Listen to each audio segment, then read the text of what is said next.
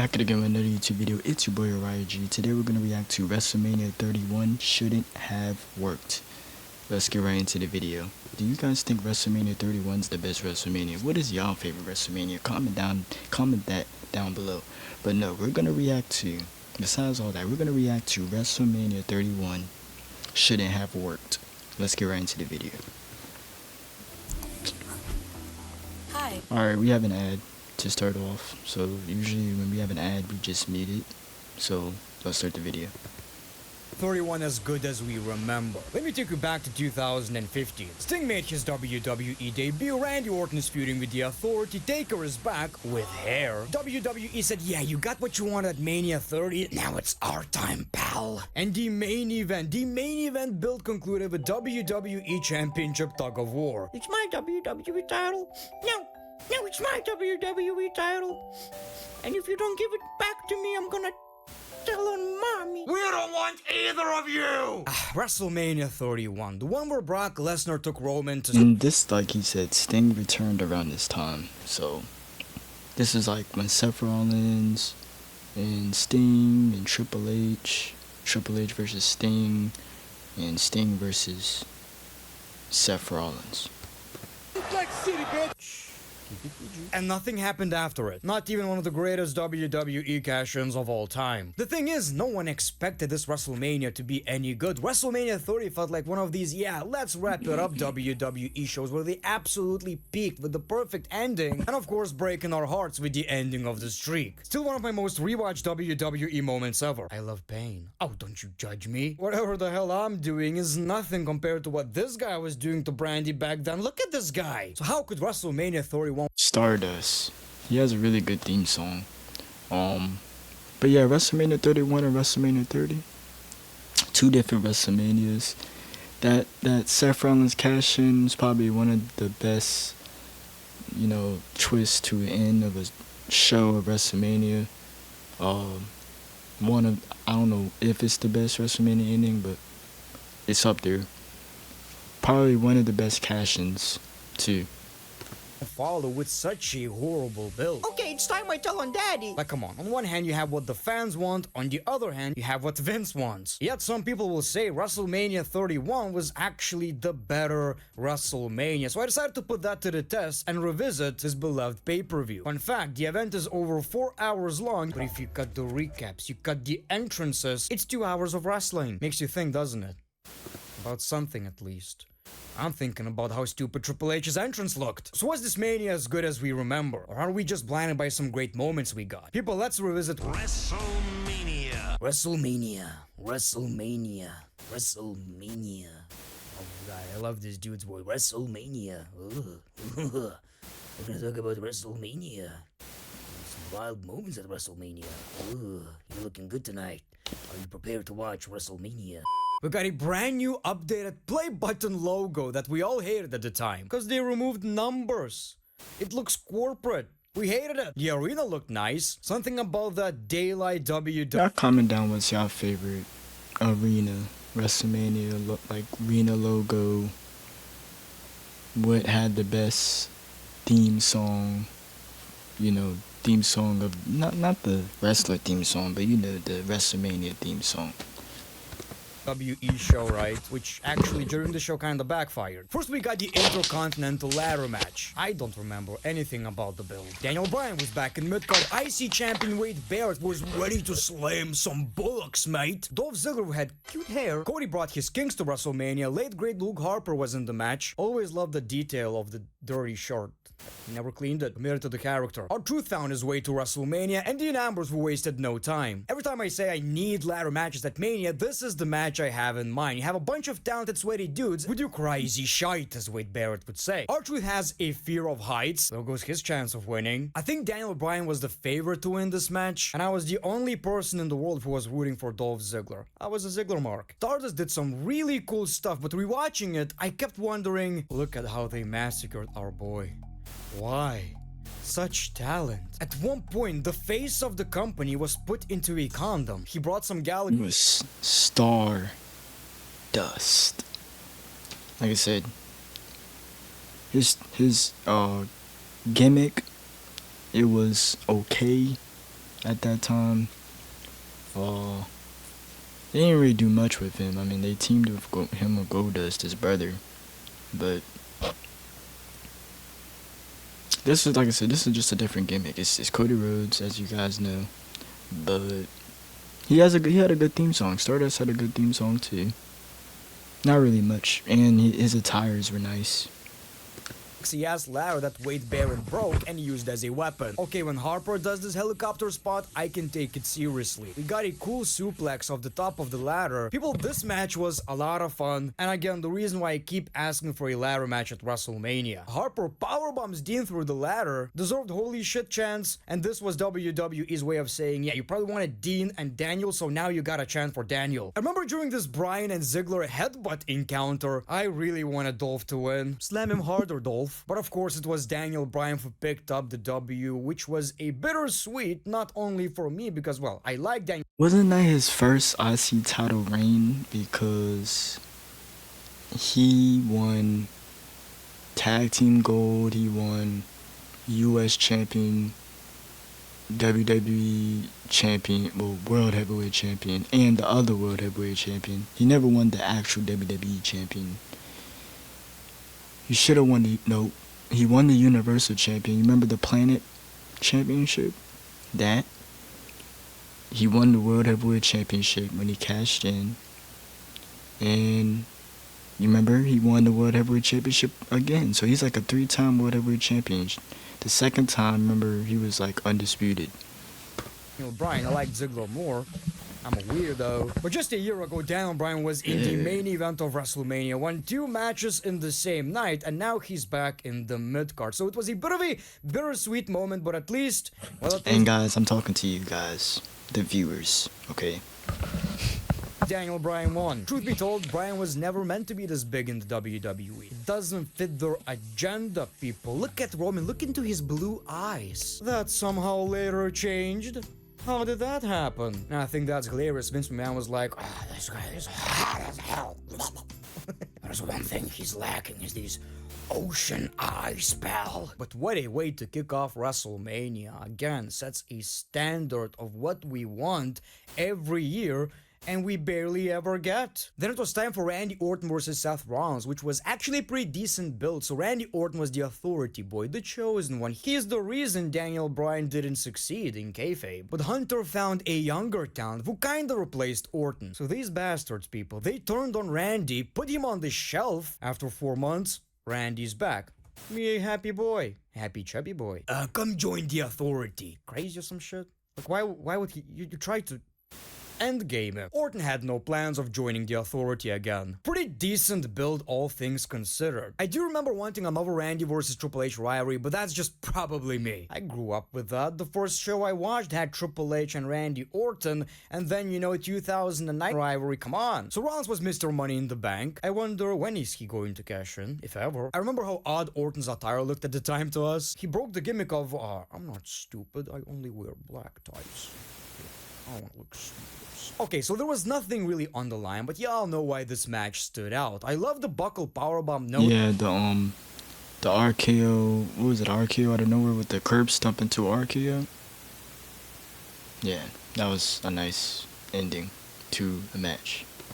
Orton was bullying J&J Security like he always does. Curb stomp into power slam was neat. I think this match is a little better than I remember. Orton with a crossbody? Put him in the cruiserweight division. This match is kind of forgotten because everybody keeps talking about that, ending of the match, but I actually really enjoyed it. I think the reversals were really on point during this match. Pretty fast, especially for a Randy Orton match. And this is the sequence everybody saw 1,000 times. What an RKO. The fact that they pulled that off is absolutely crazy. Orton's timing is just absolutely perfect, and there is a reason why every wrestler almost says, yeah, Randy is the greatest wrestler of all time. If you heard that, that's just basically air refreshener.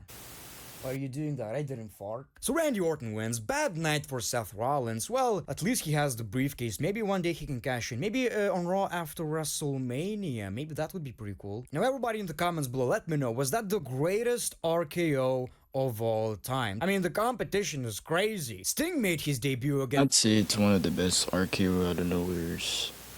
I think the Evan Bourne one is the first one. Triple H. That Survivor Series debut in particular is so iconic. WCW guy who never went to WWE actually saved the WWE. That's nuts. But I guess it was no mistake his first rivalry was against Triple H. You know, the guy who doesn't really like WCW talent, even 59 years later, when it doesn't matter anymore. Never probably did. Also really annoying how we're supposed to present it after WCW died, Sting did nothing. I haven't been to the We have another ad. It's ridiculous. 51-second ad. WCW died, no competition. WWE is the only company, then, now, forever, WWE Universe. Don't get it twisted. I don't like professional wrestling, I like the WWE. He was just chilling, still painting his face, you know, for shits and giggles. And here it is, people, Sting is at WrestleMania. We got Triple H's worst entrance. What was Bud thinking? This match pretty much had everything you need, with the obvious result that Sting is winning. But still, can't wait to see how Sting wins. You know, that's pretty interesting. Suck it. All things considered, Sting looked pretty strong in this match. Suck more. Oh, and I think more people need to use the spine buster. What a beautiful move. Sting catches Triple H and puts him in Scorpion Deathlock. And this is where we got the craziness, the extravaganza of this match. Yeah, isn't this when NWO and D-Generation X both come out? Did they come out there at this moment when Sting puts Triple H in a Scorpion Death Lock? They say. DX comes out, this match is no DQ. Sting takes care of them, including Triple H. Sting was doing pretty good, but he eats a pedigree that he kicks out of. My good old sledgehammer. NWO comes out, which looked really cool. Made no sense though. Like, they're not Sting's friends. Wasn't the entire point that they hate Sting? That's one of the biggest WCW rivalries, but I guess if I would have to try to make sense of it, they're letting bygones be bygones. We're old. We can barely hold our piss. Come on, why are we fighting anymore? I don't know if X-Pac is the best or worst friend. He had to make a decision. He was both a part #123. No. AKA 123 Kid. That's X-Pac, right? 123 Kid. I don't know if X-Pac is the best or worst friend. He had to make a decision. He was both a part of DX and NWO. He chose the money. Okay, so we got to experience Monday Night Wars at WrestleMania, which was cool. It really seemed like Sting had it won, and we got that sweet chin music from HB Shizzle. That's literally how JBL called him during this match. That was kind of funny. Bat versus Sledgehammer, the Bat wins. Triple H still hits him with a sledgehammer and just pins. I didn't fully pay attention to this match. I did not know Shawn Michaels gave Sting a sweet chin music in this match. Damn. Oh, so Triple H wins the match. I don't know about that. You know, Triple H boy kinda had that opportunity to tell people, me burying the WWC talent was a coincidence.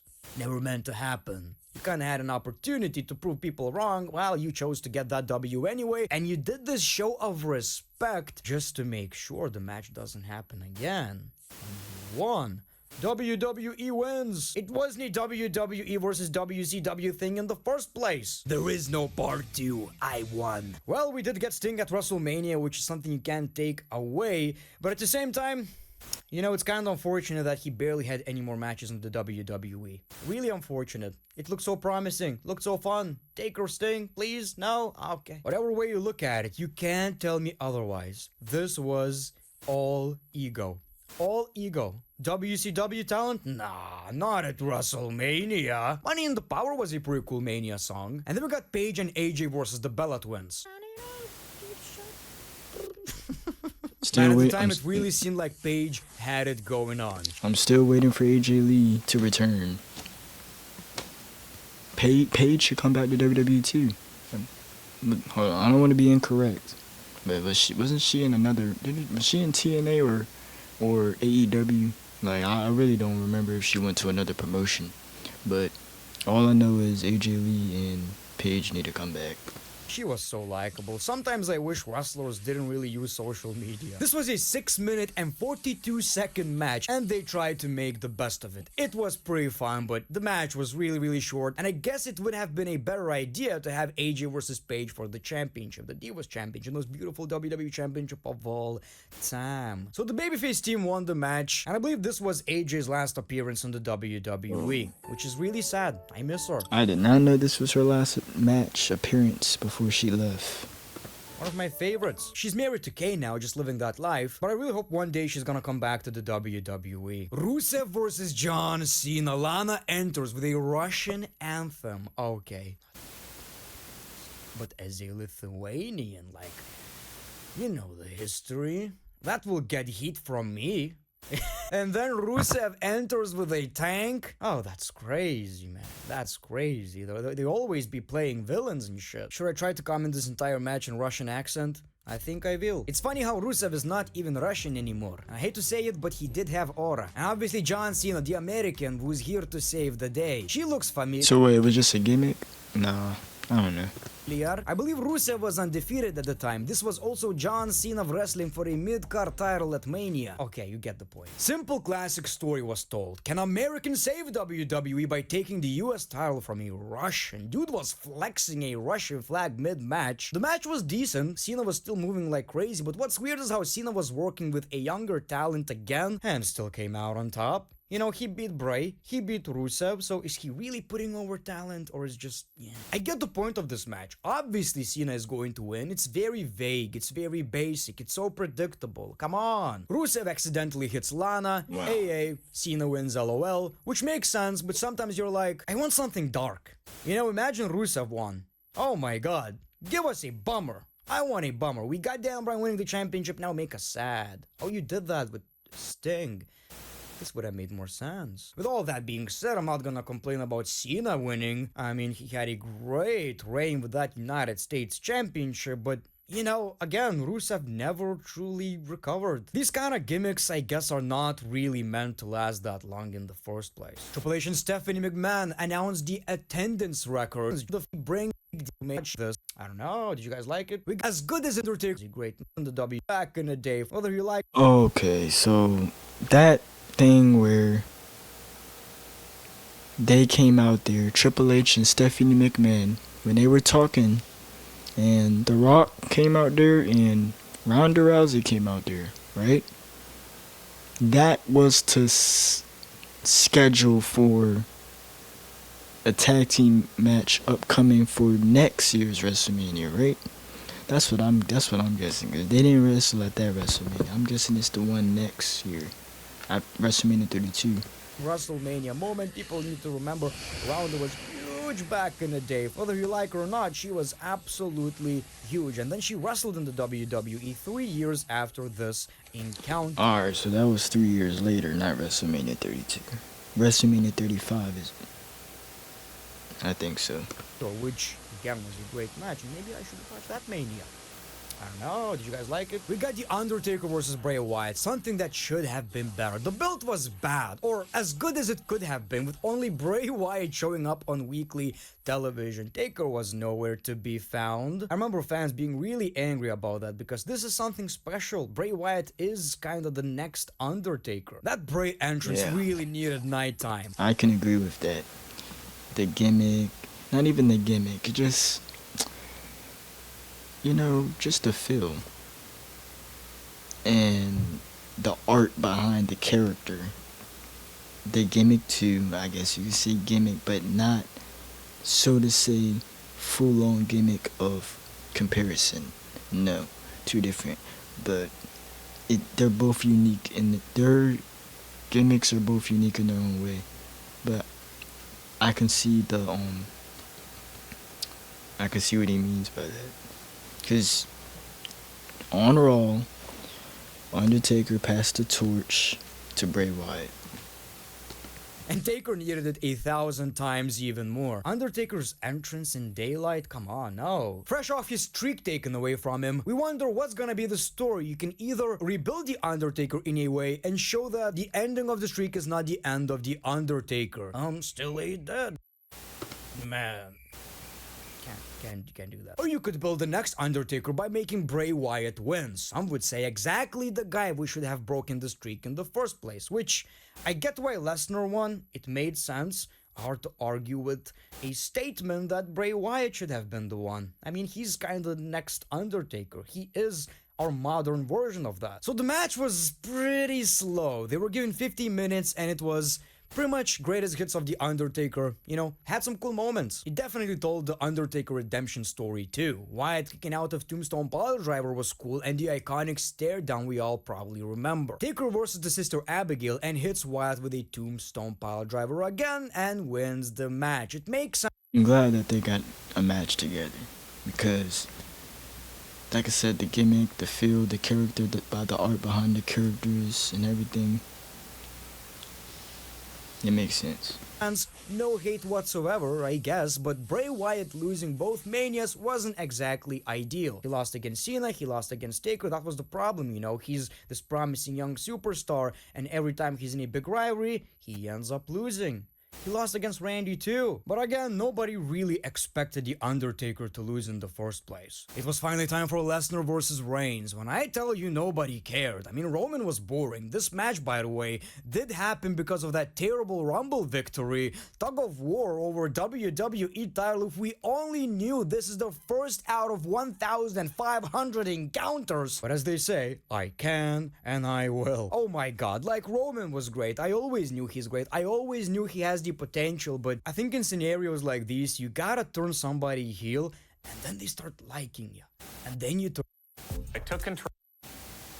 Another advertisement. Hold on, 49 seconds. With that, I'm still not over the Shield entrance and Lesnar with the classic. Man, they knew what they were doing. The match starts hot right away. He was taken into Suplex City. Like, they were wasting no time. They had so many matches, and their first match might be the best one. Like, even though nobody cared about the match, it surprised all of us. I mean, the match wasn't bad. I can say this match was probably better than their next one they had, the green and purple WrestleMania. I think that's 32 or 33. That's 32, I believe. When they had their rematch, people were saying it wasn't really good. It wasn't a technical classic or anything like that, but they understood the assignment. They knew what needs to be done. Some hard-hitting action. Roman was the underdog. The match got "this is awesome" chants. People started really loving it, and Reigns was still booed during the match. They were enjoying the match, but every time Roman did something cool, they were like, oh. No. For some reason, this part is ingrained into my memory. Nah, Lesnar was dominating Roman Reigns during this match for the most part. We got 3 F5s and Roman still kicked out though. Lesnar started to get pissed. Time's running out, Roman. Come on, let's get this done and over with. Daisy's waiting. Lesnar gets busted open. Big deal back then, by the way. And this is where Roman finally got some momentum going, obviously with a lot of boos. Eventually still eats F5. Rollins music hits. He's about to save the world, people. Crazy pop. He cashes in. Curb stomp to Lesnar. Roman comes back with a spear to Lesnar. Still Rollins takes the advantage, stomps Reigns, and pins him. Heist of the century. Everything is right in the world. Nobody wanted Roman to win. You know, they rejected the guy. Lesnar style reign got really stale, and Rollins. I remember not even thinking about that possibility, honestly, because it felt so obvious that this is the guy they want to push. Obviously, Reigns is gonna win this match, and you know, whatever. That's it. New era of WWE. Next John Cena. WWE. Alright, well, like I said, the Seth Rollins cash-in, one of the best cash-in, Money in the Bank cash-ins of all time. I can say that. That was WrestleMania 31, shouldn't have worked. You guys tell me what you guys want to see next in the comments down below. I got more videos coming. Stay tuned, subscribe, like, comment, and yeah, Uriah out.